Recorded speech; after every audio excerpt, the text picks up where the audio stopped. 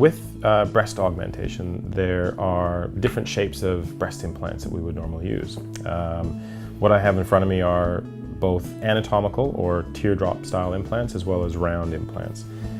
And what this demonstrates, there's a few things it demonstrates. Obviously, the difference between a round and an anatomical implant, or a round and a teardrop style implant. The big difference is that the anatomical implant has an actual defined shape to it, whereas a round is just a round circle. So if we look at an anatomical style implant, what they show is that obvious difference between the upper pole, or the top of the implant, and the lower pole, or the bottom. And you can see that it has an actual shape. So when you hold it on its side, there's an actual shape difference between those, between this implant and a round implant. So the round implant is just that. It's round in this dimensions and in that dimension there.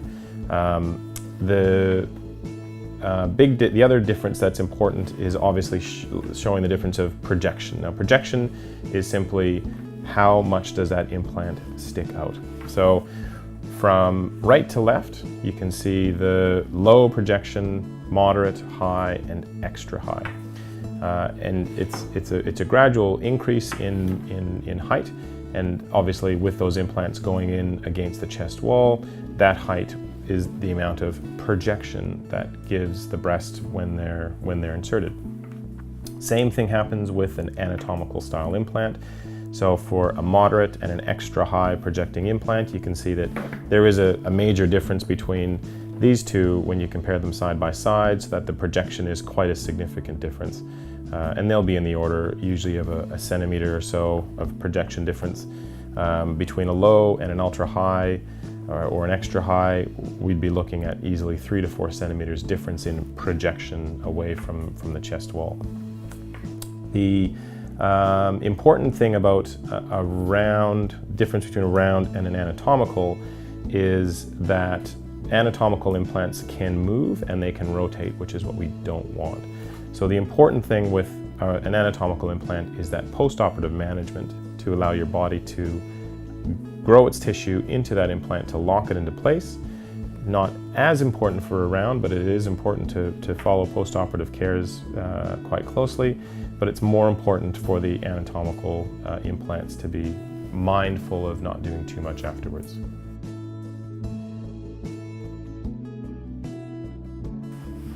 Texturing is a very important thing in breast implants. The newer generation of implants, these ones have a nano texturing on them.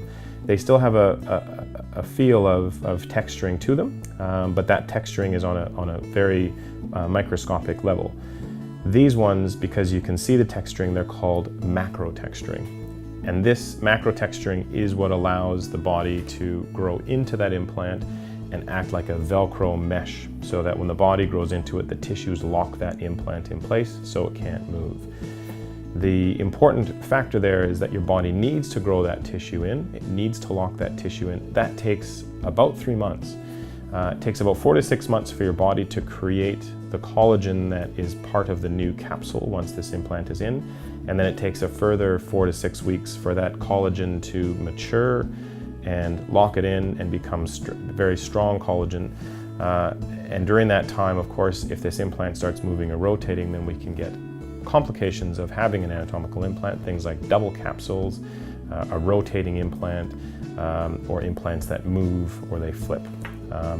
I do find patients who are getting into the gym too early, they start doing physical activity or high impact activity too soon after having a breast augmentation. That's when we start to see problems, or that's when we can see problems. The round implants, fewer complications in terms of rotating, obviously because it's a circle. If a circle rotates, it doesn't matter.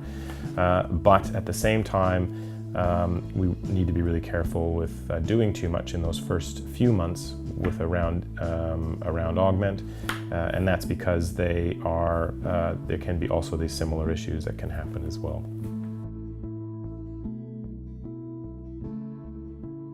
So I think the individual thing there is, again, what shape patients want.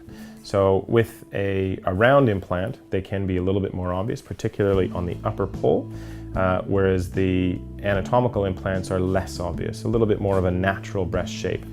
So in terms of, getting implants, I think one of the important factors to decide is, what are you going to be doing for the next 5 years, 10 years? You have relatives to meet, you have in-laws that potentially you're going to be meeting, you have future mother and father-in-law, job interviews, all these sort of things. And probably the important thing is to think about is, how do I want to present with that? Do I want to present with a very obvious breast augmentation? Nothing wrong with that, that's entirely your choice. Or do you want to present something more natural and less obvious? So typically for the less obvious look, most people would go towards a moderate projecting round or moderate projecting anatomical based implant. If you wanted something a little more obvious, or you've got a little bit of a broader chest, certainly a full projecting round or full projecting anatomical based implant would equally work as well. Certainly having a moderate projecting implant, you'd be looking at what some people call a dress up, dress down breast, meaning getting a moderate projecting implant means that you can put on a push-up bra and you can turn a moderate implant into something a little bit more full. But once that bra comes off, then you're back to a moderate projecting implant, something more natural. And I think that's very much a factor into it. At the end of the day, you can't really come home and take those implants out if they're too big. They're always going to be on, and it's just the fact that volume is there. It's always going to be in the breast, and it will always project.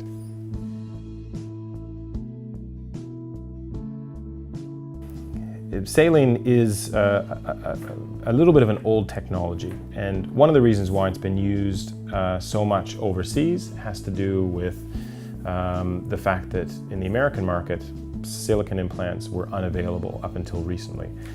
And that just has to do with the FDA preventing the sale of silicone implants in the United States. As a result, people went to saline implants. Now, saline implants are the exact same shell, the exact same coating on the outside, it's just the fill is saline. Good things about saline, if this implant ruptures, it's salty water, it's not really much of a worry.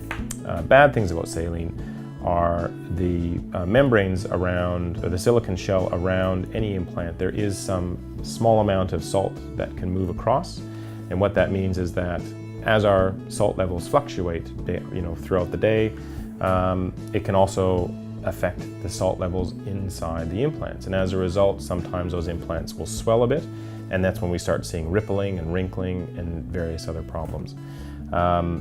And as a result, again, most of the saline implants that have been used have been smooth, round saline implants. Smooth, round saline implants tend to have a long-term issue with wear and tear, in which they actually end up a little bit more lateral on the breast. And the other issue is that they're very difficult to control the shape. So even though they can be put into a shaped implant shell, saline is just water. It doesn't hold its shape, and it only holds the shape of the shell, whereas the cohesive gel that's in a shaped implant will always hold its shape because that's the way it's made.